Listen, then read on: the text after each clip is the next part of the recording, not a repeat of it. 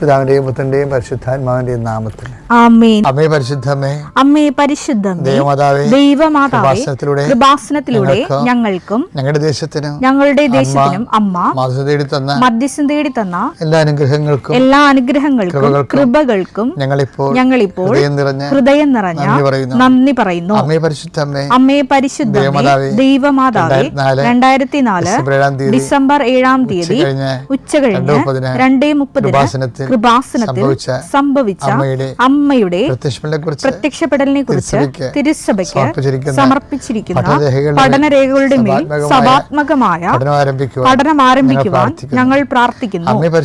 അമ്മേ പരിശുദ്ധമേ, ഭൂസ്വർലോകങ്ങളുടെ രാജ്ഞിയായ അങ്ങേയ്ക്ക് ഭൗമ സംരക്ഷണത്തിനായി പ്രപഞ്ചപ്രകൃതിയെ തന്നെ തിരുസഭ പ്രതിഷ്ഠിക്കുവാൻ ഈ പ്രത്യക്ഷീകരണ വഴി ഇടയാക്കണമേ.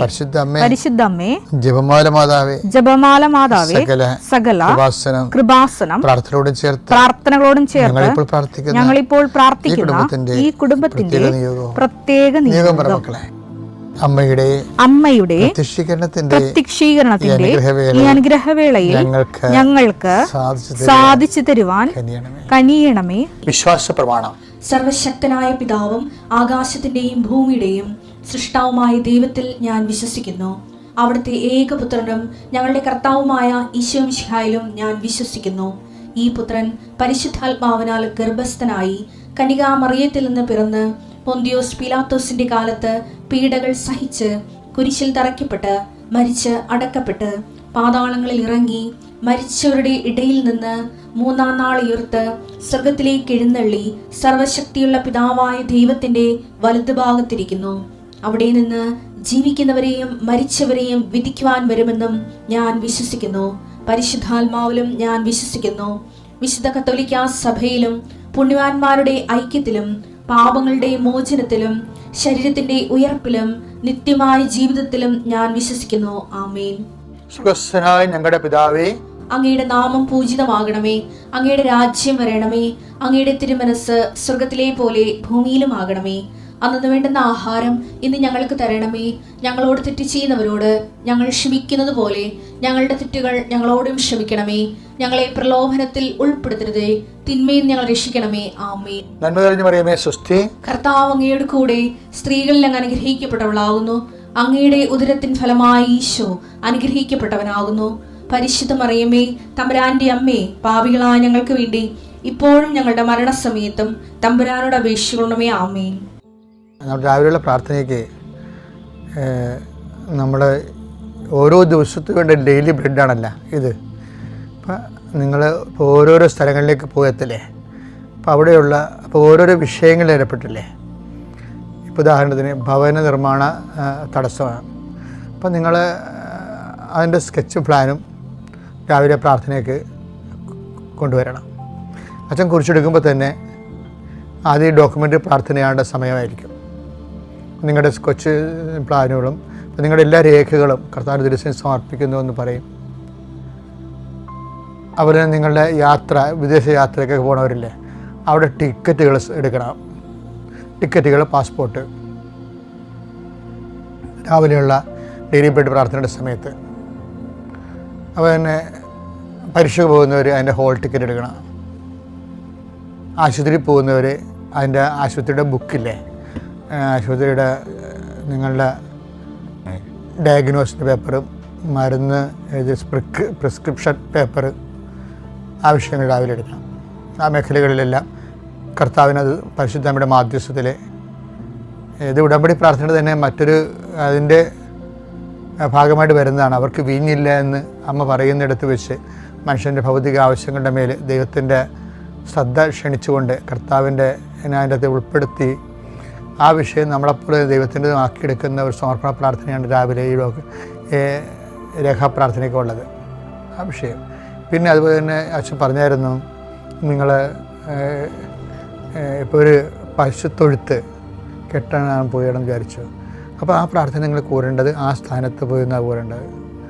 അടുക്കള കെട്ടുന്നവരും എക്സ്ട്രഷ് എടുക്കുന്നവരും കാർ ഷെഡ് ചെയ്യുന്നവരും ഒക്കെ ഈ പ്രാർത്ഥന അവരുടെ ആ ഉദ്യമം ഇപ്പോൾ നിലവിലിരിക്കുന്ന ഉദ്യമം എന്താണ്? ചിലപ്പോൾ ഒരു ചെറിയ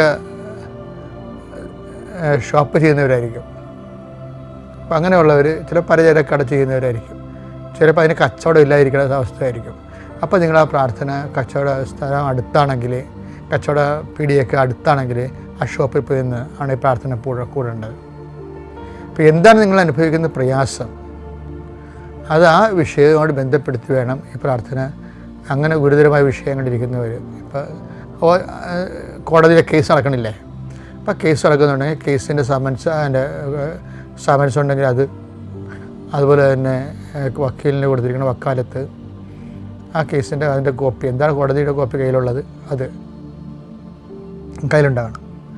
സ്ഥലം അളക്കുക, സ്ഥലം കൊടുക്കുക എന്നുള്ളത് ഒന്നെങ്കിലും പ്രമാണം ഉണ്ടായാൽ മതി കയ്യിൽ.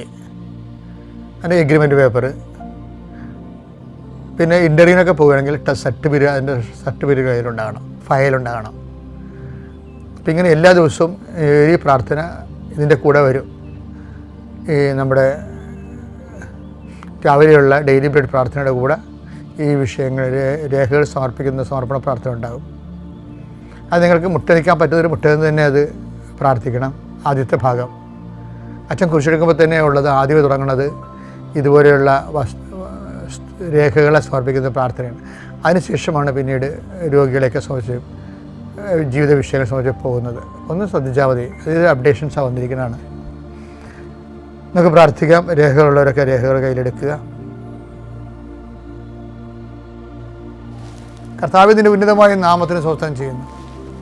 കർത്താവിൻ്റെ വിശുദ്ധ പൗരോഹിത്യത്തെ മഹത്വപ്പെടുത്തണമേ. കർത്താവ് സഭയിലുള്ള സാന്നിധ്യം ദൃഢമാക്കണം. 39 വർഷം ഞാൻ അർപ്പിച്ച കൃപാന്റെ യോഗ്യതയാണ്. കൃപാസ്ഥാനത്താലെ ജീവനോടെ പ്രത്യക്ഷപ്പെട്ട പരിശുദ്ധമ്മയുടെ മാധ്യസ്ഥത്തിലെ ഇന്നത്തെ യാത്രകളെ ആശീർവദിക്കുന്നു. കർത്താവ് രോഗികളെ ആശീർവദിക്കുന്നു. ഉച്ച മുതൽ ഉള്ളംകാല് വരെ ഓരോ രോഗങ്ങളെ പീഡ അനുഭവിക്കുന്നവരും ഉറക്കമില്ലാത്തവരെയും കർത്താവ് ഇന്നലെ ഉറങ്ങിയിട്ടില്ലാത്ത മക്കളെ ആശീർവദിക്കുന്ന കർത്താവേ, കുടലിലെ കുരുക്കൾ, അൾസർ രോഗങ്ങൾ കർത്താവിൻ്റെ വിശുദ്ധമായ രക്തത്തിൽ കഴുകപ്പെട്ട് പ്രാർത്ഥിക്കുന്നു.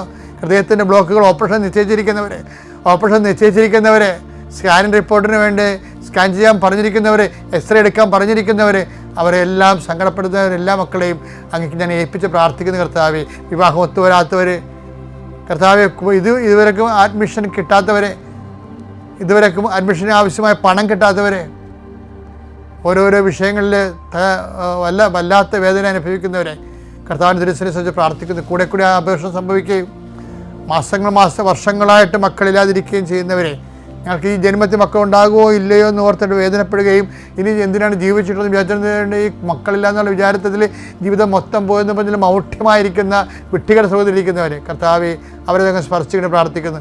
അവർക്ക് കർത്താവെ, അവർക്ക് നിലനിൽപ്പിൻ്റെ വരം നൽകണമെന്ന് പ്രാർത്ഥിക്കുന്നു. അവരുടെ ജീവിതത്തിൽ അങ്ങ് സ്പർശിക്കുന്നവരെ, അടയാളങ്ങൾ അവരെ കാണുന്നവരെ കർത്താവിൻ്റെ കരുണ നിങ്ങൾ ആവശ്യപ്പെട്ട് പ്രാർത്ഥിക്കുന്നു. ജീവിത വൃത്തിക്ക് വേണ്ടി വരെ വിഷമിക്കുന്നവരെ കർത്താവെ, അവിടെ സാമ്പത്തിക കടങ്ങൾ പരിഹരിക്കുന്നതിന് വേണ്ടി കണ്ണീരോടെ അലയുന്നവരെ, ഓരോരോ വാതിലും മുട്ടുന്നവരെ, എന്നിട്ടും തുറക്കാതെ അവന് കണ്ണീരോടെ പിന്തിരിയുന്നവരുടെ മേൽ കർത്താവിൻ്റെ കാരുണ്യം ചൊരിയട്ടെ. പരിശുദ്ധ അവിടെ കരഗ്രഹിക്കട്ടെ. അവിടെ നീ നടക്കേണ്ട വഴി നിന്റെ മുഖത്ത് നോക്കിയാൽ ഉപദേശിക്കുന്ന ദൈവത്തിൻ്റെ കരുണ നിന്നെ ആവശ്യിക്കുകയും നീ എന്തിനു വേണ്ടിയാണോ, ആരെക്കുറിച്ചാണോ, എന്തിനെക്കുറിച്ചാണോ നീ ആകുലപ്പെടുന്നത് ആ വിഷയം, അത് കേസായാലും മക്കളായാലും പരീക്ഷയായാലും പ്രാർത്ഥനയായാലും വിവാഹമായാലും ഭവനമായാലും ഭവനമില്ലാത്ത അവസ്ഥയായാലും എന്തെല്ലാം കാര്യങ്ങളെക്കുറിച്ചുകൊണ്ട് നീ വേദനിക്കുന്നുവോ ആ മേഖലകളിലെല്ലാം ഈ ദിവസം ദൈവത്തിൻ്റെ കരുണ ചൊരിയട്ടെ. എൻ്റെ കൃപ ഞാൻ അർപ്പിക്കുന്ന കൃപാന്റെ ശക്തിയാൽ നീ ഈശോയുടെ സാന്ത്വനം അനുഭവിക്കട്ടെ. നിത്യം പിതാവും പുത്രനും പരിശുദ്ധാനുമായ സർവ്വേശ്വരനെ നയിക്കുവാമേ. പ്രഭു അങ്ങ് വയലിൽ നല്ല വിത്തലെ വിതച്ചത്, പിന്നെ കളകൾ എങ്ങനെ ഉണ്ടായി? മത്തായി ശ്ലീഹായുടെ സുവിശേഷം 13-ാം അധ്യായം 27-ാം വാക്യം. വേലക്കാർ ചെന്ന് വീട്ടുടമസ്ഥനോട് ചോദിച്ചു, യജമാനനെ, നീ വയലിൽ നല്ല വിത്തല്ലേ വിതച്ചത്? പിന്നെ കളകൾ ഉണ്ടായത് എവിടെ നിന്ന്? ചില കാലങ്ങളിലൊക്കെ ദൈവസ്ഥമായ സ്ഥലങ്ങളെയും സ്വർഗസ്ഥമായ സ്ഥലങ്ങളെയും മനുഷ്യൻ്റെ ഇറ്റേണൽ ഹോം, നിത്യഭവനം എന്നാണ് വിളിക്കുന്നത്. അപ്പം നിത്യഭവനത്തിലെ വീട്ടുടമസ്ഥനോടാണ് ചോദിക്കുന്നത്, നല്ല വിത്താണല്ലോ അത് വിതച്ചത്, അപ്പം കളകളെങ്ങനെ ഉണ്ടായെന്ന് പറയും. വീട്ടുടമസ്ഥന് വ്യക്തതയുണ്ട്. ഇങ്ങനെ കൈമലർത്തുകയല്ല, അയ്യോ അത് എനിക്കറിയത്തില്ല, നിങ്ങൾ വേറെ ആരോടെങ്കിലും ചോദിക്കുക എന്നല്ല പറയണത്. അത് ശത്രു ചെയ്ത പണിയാണെന്ന്.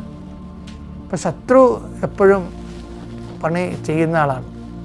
മനുഷ്യരുടെ ഹൃദയത്തിൽ നിന്ന് ഏതെങ്കിലും ഉടായ്പ് കാര്യം പറഞ്ഞ് വിശ്വാസം എടുത്തു കളയാൻ നോക്കും.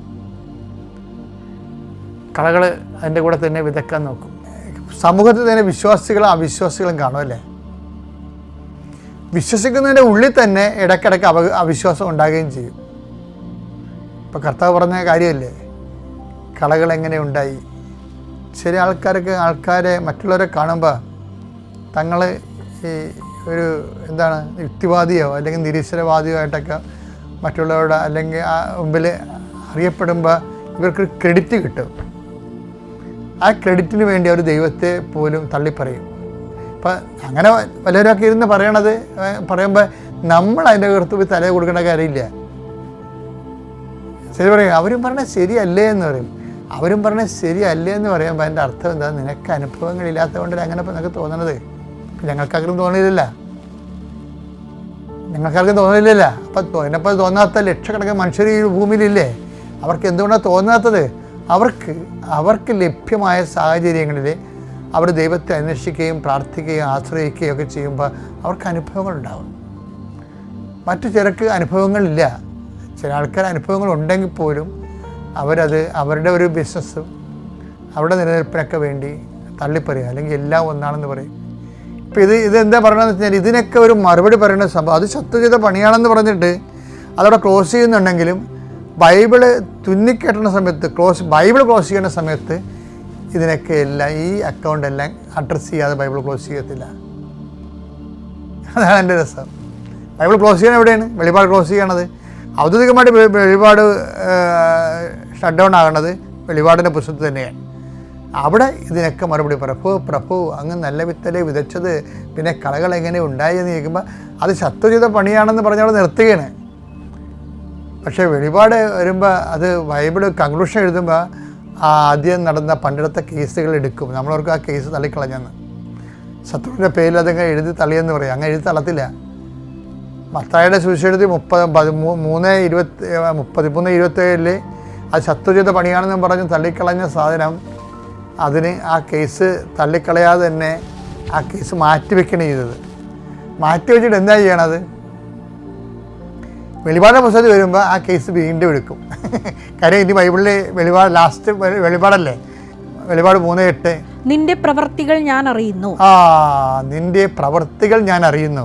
ഇതാ നിന്റെ മുൻപിൽ ആർക്കും പൂട്ടാൻ കഴിയാത്ത വിധം, എല്ലാവരും പൂട്ടാൻ വേണ്ടി അടയ്ക്കണല്ല, ആർക്കും പൂട്ടാൻ കഴിയാത്ത വിധം തുറന്നു കിടക്കുന്ന ഒരു വാതിൽ ഞാൻ സ്ഥാപിച്ചിരിക്കുന്നു. വിശ്വാസത്തിന്റെ വാതില്, സ്വർഗത്തിലേക്കുള്ള വാതില് ദൈവം തുറന്നിട്ടിരിക്കുക, നിത്യതയുടെ വാതിൽ തുറന്നിട്ടിരിക്കുക. നിന്റെ ശക്തി പരിമിതമാണ്. ഈ സ്വർഗത്തിലേക്ക് വാതിലേക്ക് നീ പ്രവേശിക്കുന്നതിന്റെ ശക്തി പരിമിതമാണ്, എങ്കിലും നീ എൻ്റെ വചനം കാത്തു. അതാണ് സംഭവം. ഇങ്ങനെ ഈ കളകളെ പെരുക്കി കളയണ വെച്ചാൽ അന്ന് പറയുന്നുണ്ട്, യജമാനൻ പറയുന്നുണ്ട്, കളകള് കൊയ്ത്തുകാലം വരെ ഇവിടെ നിൽക്കട്ടെന്ന് പറയുന്നുണ്ട്, നിത്യത വരെ നിൽക്കട്ടെന്ന്. അതായത് നീ പെരുക്കിയാൽ തീരത്തില്ല. അത് മനസ്സിലായില്ലേ? ഇപ്പോൾ ഓരോ അണ്ണന്മാർ നിരീശ്വരവാദം ഓരോരോ രീതിയിലല്ലേ, ഓരോരോ വിഷയം. ചിലപ്പോൾ അഗ്നോട്ടിസ്റ്റ് ആര് പറയും, എനിക്ക് അറിയത്തില്ലെന്ന് പറയും. ചില ആൾക്കാർ ദൈവം ഇല്ലെന്ന് പറയും. അത് യുക്തിരഹിതമാണ്. കാണാത്ത ഒരു വിഷയത്തെ ഇല്ലെന്ന് പറയാൻ പറ്റത്തില്ല. അതിനകത്ത് യുക്തിരഹിതയില്ലേ? അവർ കാണുന്നില്ല എന്ന് വേണേൽ പറയാം. അതെ, ഇല്ലെന്ന് പറയുകയാണെങ്കിൽ എങ്ങനെയാണ്? അത് തമ്മിൽ ഒക്കണില്ലല്ലോ. അപ്പോൾ ഇങ്ങനെയുള്ള സിറ്റുവേഷൻസ് വരുമ്പോൾ നിൻ്റെ ശക്തി പരിമിതമാണ്. ഈ കളകളെ എല്ലാം പ്രഭു ഞങ്ങൾ അങ്ങ് നല്ല വിത്തല്ലേ വിതച്ചത്, പിന്നെ കളകളെങ്ങനെ ഉണ്ടായെന്ന് പറയുമ്പോൾ കളകൾ ഞങ്ങൾ എടുത്ത് കളയട്ടെ എന്ന് പറയുമ്പോൾ ദൈവത്തിന് അറിയാം, കളകൾ അവിടെ നിൽക്കട്ടെ എന്ന് പറയാം. എന്താ കാര്യം? എടുത്ത് കളയാനുള്ള ശക്തി നിനക്കില്ല, മാനുഷികമായിട്ടില്ല. കൊയ്ത്ത് കാലമാകുമ്പോൾ ഞാൻ എടുത്ത് കളഞ്ഞോളാം, അയ്യോ ഞാൻ എടുത്ത് കളഞ്ഞോളാം എന്ന് പറയും. എടുത്ത് കളയാൻ ശക്തി നിനക്കില്ല. എങ്കിൽ എന്ത് ചെയ്യും? നിനക്ക് കളകളെ പറിച്ച് കളയാൻ ആഗ്രഹമുണ്ട്, പക്ഷെ കളയാനുള്ള ശക്തി നിനക്കില്ല. നിരീശ്വരവാദത്തെ തുടച്ചു നീക്കാൻ നിനക്ക് പറ്റണില്ല. പുതിയ കുപ്പിയിൽ പുതിയ ഉരുപ്പടിയായിട്ട് അതിങ്ങനെ ഇറങ്ങിക്കൊണ്ടേയിരിക്കും. ഇപ്പോൾ സയൻറ്റിസം എന്നും പറഞ്ഞ ഒരാൾ, ഫെയ്ത്തിസം എന്നും പറഞ്ഞ സംഭവം, ഇങ്ങനെ ഓരോ കാലഘട്ടങ്ങളിൽ ഓരോരോ സംഭവങ്ങൾ ഇറങ്ങിക്കൊണ്ടിരിക്കും. കാലത്തെ അവസാനം വരെ മനുഷ്യൻ ബുദ്ധിയോടത്തോളം കാലം അങ്ങനെ വന്നുകൊണ്ടിരിക്കും. ദൈവത്തെ അംഗീകരിക്കേണ്ടതെല്ലാം പോരായ്മയായിട്ട് കരുതും. അത് കുറച്ച് കഴിവ് ദൈവം കൊടുത്തിട്ട് ഇത്തിരി കൂടുതൽ കഴിവ് കൊടുത്തവരാണ് ദൈവത്തെ പലപ്പോഴും നിഷേധിക്കുന്നത് നമ്മൾ കാണുന്നത്.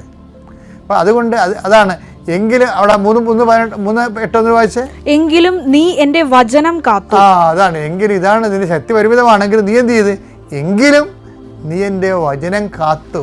എൻ്റെ നാമം നിഷേധിച്ചതുമില്ല. എൻ്റെ നാമം ആരുടെ മേലും നീ അത് അവിടെ കൂടെ നീ പോയില്ല, നീ ചേർത്ത് നിന്നു. അതാണ് വിഷയം. നിഷേധിച്ചതുമില്ല. പിന്നെന്താണ് 3:10 വായിച്ചേ. സകല ഭൂവാസികളെയും പരിശോധിക്കാനായി സകല ഭൂവാസികളെയും പരിശോധിക്കാനായി ലോകത്തിൽ ഉണ്ടാകാനിരിക്കുന്ന അത് കളകൾ പറിക്കാൻ പോകണ്ടില്ലേ, കളകൾ പറിക്കണുണ്ടല്ലേ. കൊയ്ത്തുകാലം വരെ നിൽക്കട്ടെ എന്ന് പറഞ്ഞില്ലേ. സകല ഭൂവാസികളെയും പരിശോധിക്കാനായി ലോകത്തിൽ ഉണ്ടാകാനിരിക്കുന്ന പരീക്ഷണങ്ങളുടെ സമയത്ത് ഞാൻ നിന്നെ സംരക്ഷിക്കുകയും ചെയ്യും. എന്തെന്നാൽ അപ്പൊ നല്ല വിത്തിനെ ദൈവം സംരക്ഷിക്കുന്നുണ്ട്. കളകളെയാണ് ഇനി മാറ്റുന്നത്. എന്തെന്നാൽ പരീക്ഷകളിൽ ഉറച്ചു നിൽക്കണമെന്നുള്ള എന്റെ വചനം നീ കാത്തു. ഇനി കിരീടത്തെ കുറിച്ച് പറയുന്നുണ്ട്. ആ വചനത്തിന്റെ കിരീടമില്ലേ 3:11. ഞാൻ വേഗം വരുന്നു. നിന്റെ കിരീടം ആരും കവർന്നെടുക്കാതിരിക്കാൻ നിനക്കുള്ളത് കാത്തു സൂക്ഷിക്കുക. വിശ്വാസം കാത്തു സൂക്ഷിക്കാൻ, വിശ്വാസത്തിന്റെ പ്രവൃത്തികളെ കാത്തു സൂക്ഷിക്കാൻ. ലോകത്തിൽ അങ്ങനെ നിരീശ്വരവാദികളും സഭയ്ക്കെതിരെ സംസാരിക്കുന്നവരും സഭാ സംവിധാനത്തിനെ വിമർശിക്കുന്നവരും കാലത്തിൻ്റെ അവസാനം വരെ ഉണ്ടാകും. നിന്റെ വിശ്വാസം നീ സൂക്ഷിക്കാൻ പറഞ്ഞിരിക്കുക.